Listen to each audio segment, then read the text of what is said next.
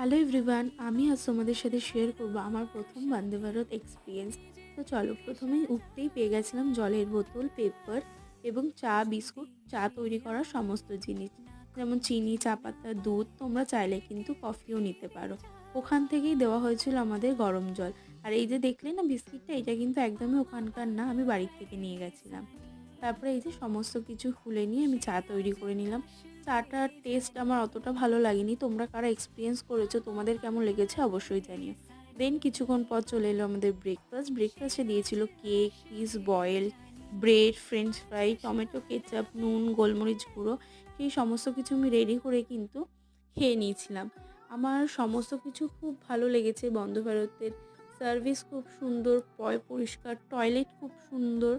তো আমার তো বেশ ভালো লেগেছে। চা বাদ দিলে ওভারঅল ভেরি গুড সার্ভিস। তোমরা অবশ্যই একবার ট্রাই করো। টাটা।